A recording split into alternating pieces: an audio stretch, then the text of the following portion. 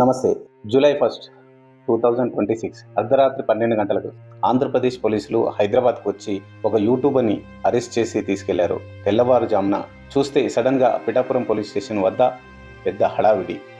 రెండు వైపులా జనాలు, కొంతమంది చేతిలో టమాటాలు, గుడ్లు, మరికొంతమంది చేతిలో కర్రలతో, నినాదాలతో టెన్షన్ వాతావరణము రెండు రాష్ట్రాల్లో. అక్కడ పోలీసులు ఉన్నా ఎవరిని ఆపలేని పరిస్థితి. మనం ప్రజాస్వామ్యంలోనే ఉన్నామా అన్న పరిస్థితి. ఆంధ్రప్రదేశ్లో శాంతి భద్రతలు ఉన్నాయా అన్న అనుమానం కలుగుతుంది. కారణం ఎవరు అని ఆలోచిస్తే దానికి ప్రభుత్వమే కారణమని నా అభిప్రాయం.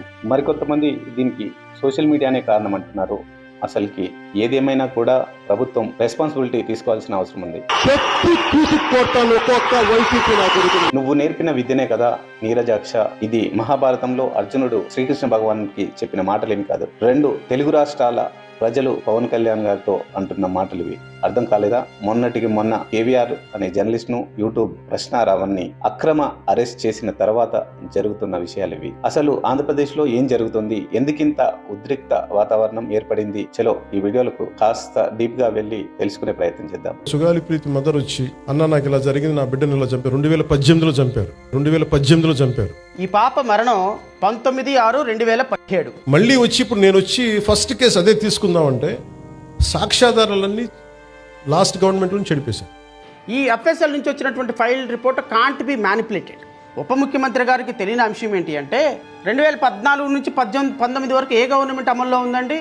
సరిగ్గా ఆంధ్రప్రదేశ్ ఎలక్షన్స్ టైం అది. ఇంకా పవన్ కళ్యాణ్ గారు ఎవరితోనూ పొత్తు పెట్టుకోలేదు. అక్కడ చంద్రబాబు గారిని, అలాగే ఇక్కడ మోదీ గారిని, 2 పార్టీలని ఉతికి ఆరేస్తున్నాడు.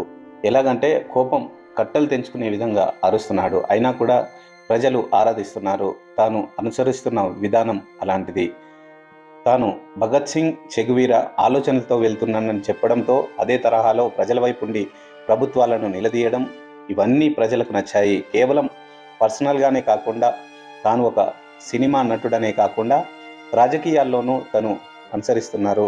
ఎవరు వచ్చినా రాకపోయినా నేనైతే నడుస్తూనే ఉంటాను. Men may come, men may go, but I go on for law తెలుసు అని చెప్పి తన మాటలు నచ్చుతున్నాయి, తన అనుసరిస్తున్న విధానం నచ్చుతుంది.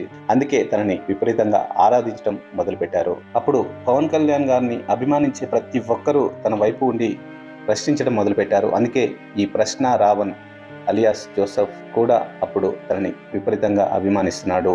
తాను కూడా ఏమన్నాడో అప్పుడు మీరే చూడండి. పవన్ కళ్యాణ్ గారి భార్యల గురించి జగన్మోహన్ రెడ్డి గారి మాటలు, చిరంజీవి గారి కూతురు గురించి టీడీపీ కాంగ్రెస్ వాళ్ళ మాటలు, ఇవన్నీ రాజకీయాలకు సంబంధం లేని తప్పుడు మాటలే. ఎవరు శుద్ధపోసారు ఈ రాష్ట్రంలో?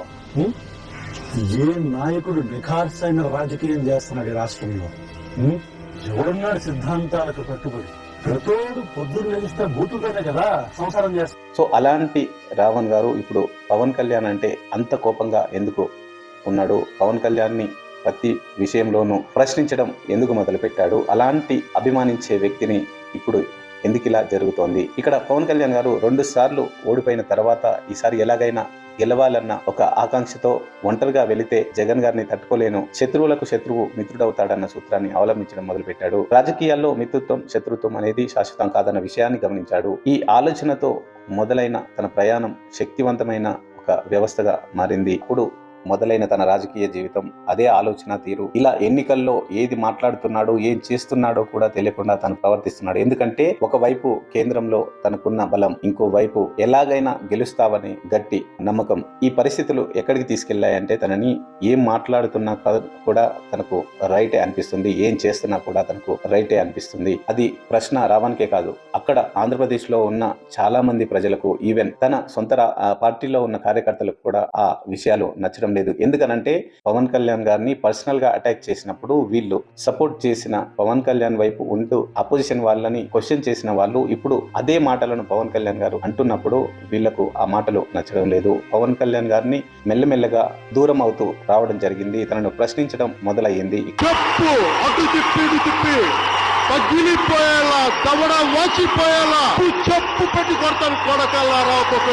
ఈ విధంగా మాట్లాడుతున్న పవన్ కళ్యాణ్ గారిని చూసి కేవలం రావణే కాదు, ఆంధ్రప్రదేశ్ లో ఉన్న చాలా మంది, అలాగే తన సొంత పార్టీ కార్యకర్తలు కూడా పవన్ కళ్యాణ్ అంటే నచ్చడం లేదు.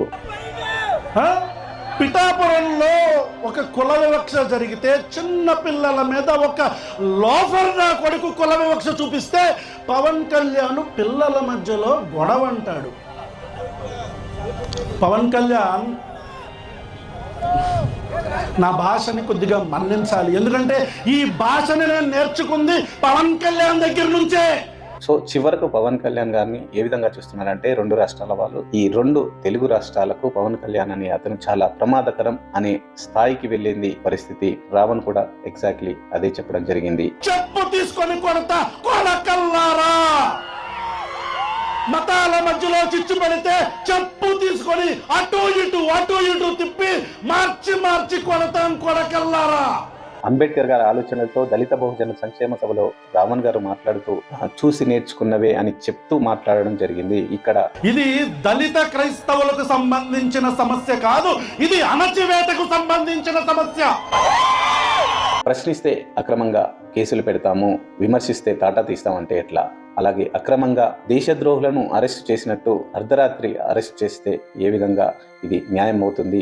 రాజ్యాంగబద్ధంగా ఉంటూ ప్రజాస్వామ్యంలో ఉంటూ ఈ విధమైన అక్రమ కేసులు పెట్టి ఇలాంటి చర్యలకు పాల్పడ్డప్పుడు పవన్ కళ్యాణ్ గారు ఎలాంటి న్యాయపరమైన వ్యవస్థను ముందుకు తీసుకెళ్తున్నారు? ఈ న్యాయస్థానాలను ఎంతవరకు గౌరవిస్తున్నారు? అలాగే అక్రమంగా దేశద్రోహులను అరెస్ట్ చేసినట్లు అర్ధరాత్రి అరెస్టులు చేయడం ఏంటి? దేశంలో ఉన్నప్పుడు సెక్యులర్ గా ఉండాలన్న ఒక సోయి ఉండాలి కదా. ఇలాంటి అక్రమ కేసులు పెట్టి ఇలాంటి చర్యలకు పాల్పడితే ఎలాగో పవర్ ఉంది కదా అని తన చేతిలోకి న్యాయ వ్యవస్థను తీసుకొని అక్రమ కేసులు పెట్టి ఇలా దేశద్రోహులను అరెస్ట్ చేసినట్టు రాత్రికి రాత్రే తీసుకుపోవడం ఇది ఎంతవరకు సమంజసం అవుతుంది? ఇది ప్రజాస్వామ్యంలో ఉంటూ రాజ్యాంగబద్ధంగా చేస్తున్న చర్యలు కాదు కదా. ఈ ఉద్దేశం ఏంటి? నీ ఆలోచన ఏంటి? నువ్వు ప్రజలకు ఏం చెప్పాలనుకుంటున్నావు? నువ్వు నేర్పుతున్న నీతి ఏంటి? నీ మాటలకు నువ్వు కట్టుబడి లేకుంటే నువ్వు నాయకుడు అని ఎలా చెప్పుకుంటావు? ఇవన్నీ ప్రజలలో ఉన్న ప్రశ్నలే కావు, సందేహాలు కూడా. నారా చంద్రబాబు నాయుడు గారు ఈరోజు ముగ్గురు గురించి మాట్లాడాలి. నెంబర్ 1 నారా చంద్రబాబు నాయుడు, నెంబర్ 2 నా అభిమాన నటుడు ఉప ముఖ్యమంత్రి శ్రీ కొనిదెల పవన్ కళ్యాణ్ గారు, అండ్ నెంబర్ 3 ప్రపంచంలో ఎవ్వరూ అడుక్కోనంతగా అడుక్కుతుంటున్న రాధా మనోహర్ దాస్ అనే ఒక బ్రోకర్. ఇక్కడ కంక్లూజన్ ఏంటి అని అంటే, తప్పు జరిగితే అరెస్ట్ చేయడం తప్పు కాదు, న్యాయ వ్యవస్థలను గౌరవించడం నేర్చుకోవాలి కదా అంటున్నాం. కేసులు పెట్టి అరెస్ట్ చేయడం తప్పు కాదు, కక్షపూరిత చర్యలు కూడదు అంటున్నాము. ఇంత భయపడుతున్నారా? మీకు అర్థమవుతుందా? ఒక 500 మంది పోలీస్ ఫోర్సు ప్రతిరోజు నా కోసం ప్రజా సమస్యలు పబ్లిక్ అన్ని వదిలేసి నా కోసం వాళ్ళు అహర్నిశలు తిండి తిప్పలో లేకుండా తిరుగుతున్నారు.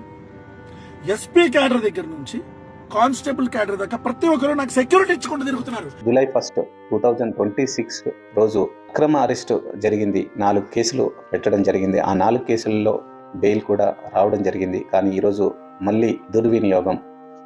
నమస్తే అండి, నేను రావణ్ మాట్లాడుతున్నాను. ఇప్పుడే 4వ బెయిల్ వచ్చింది.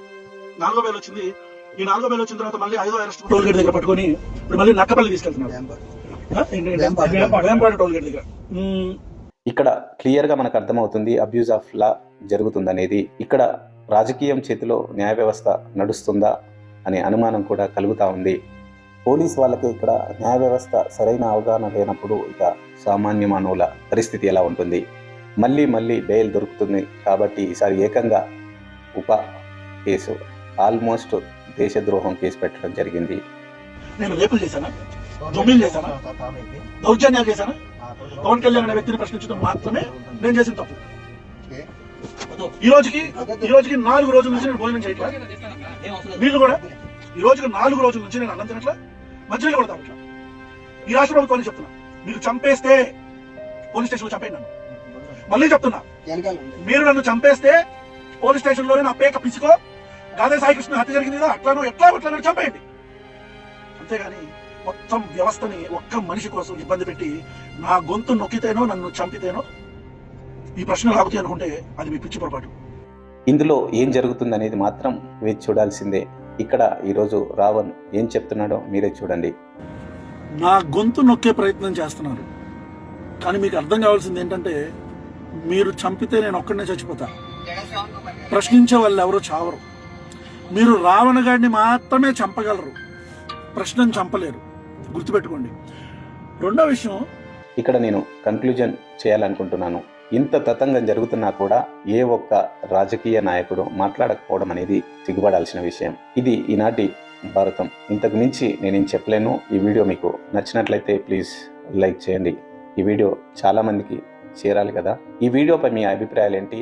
రావణ్ అరెస్ట్పై మీ అభిప్రాయాలు ఏంటి? పవన్ కళ్యాణ్ గారి చేస్తున్న అన్ని వ్యవహారాల మీద మీ అభిప్రాయాలు ఏంటి? ఇక్కడ అకౌంటబిలిటీ ఉండాల్సిన పరిస్థితి ఉందా లేదా? ఇక్కడ న్యాయ వ్యవస్థలు రాజకీయం చేతిలో ఉన్నాయా లేదా రాజకీయమే న్యాయ వ్యవస్థల చేతిలో ఉందా? పోలీసులకు ఈ ప్రశ్నలన్నీ కేవలం నా ఒక్కడివే కాదు, ప్రజల్లో మెదులుతున్న ప్రశ్నలు ఇవన్నీ.